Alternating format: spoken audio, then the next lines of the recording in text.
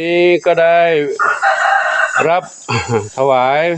อาหารกระต่าย โดยลุงสม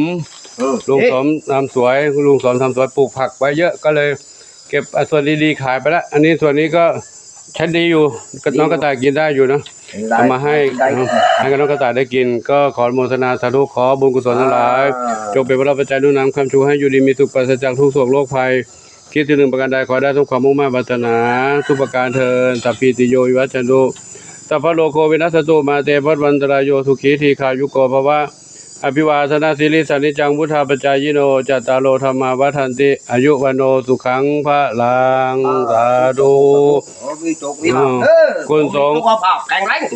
แข็งแรงลูกสมอายุมากแล้วเท่าไรแล้วตอนนี้70แล้วก็ยังแข็งแรงอยู่เนาะ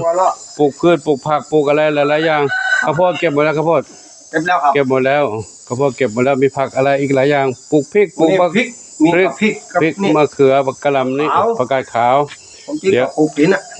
ปลูกกินเลยนี่ผักกาดขาวกิโลเท่าไหร่10 บาทครับ10 บาทกิโล10 บาทตรงนี้นะแต่ของกระต่ายนี่เอามาอันนี้มาถวายหลวงปู่ให้กระต่ายให้สัตว์ให้สัตว์อาหารสัตว์สาธุเดี๋ยวมาอีกกระสอบนึงแข็งแรงสุขภาพแข็งแรงขี่มอเตอร์ไซค์มา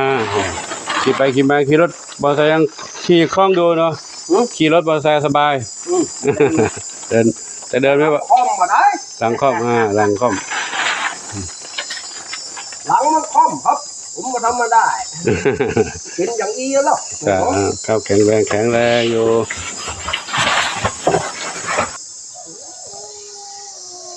แม่เมียคู่กันทำไมลูกอยู่ด้วยกันดีๆดุมรอดำขาวคู่กันเข้าไปในบ้านใหญ่ก็ไปคู่กับเจ้าเฮงมานี่ก็คู่กับเพื่อนที่อยู่ที่นี่อย่าก็มานี่เรามาเร็วเนี่ยตัวเป็นผู้ชายนั่นเขาเป็นผู้หญิงนะพี่คุณบุญรุ่นบุญส่งตัวเป็นผู้หญิงลูกนะไม่กวนลูกนะขมานกันหมดแล้วกวนกันทำไมลงมาเร็วมาไม่กวนกันนะลูกมาเฝ้ากวนเลยเจ้าหนุ่มนี่จะผสมพันธุ์นั้นถึงทำมันแล้วก็ยังมีอาการอยู่ทำมันแล้วมีอาการเดียวไม่ต้องยกโรคได้กลัวเขาจะเจ็บเขาเองนะครับถ้าบอกเขาก็ฟังอยู่ถ้าเผลอพวกเขาก็กลัวกันอีก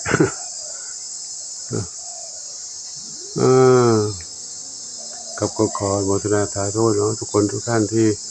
มีความรักมีความเมตตาต่อสัตว์ทั้งหลายขอ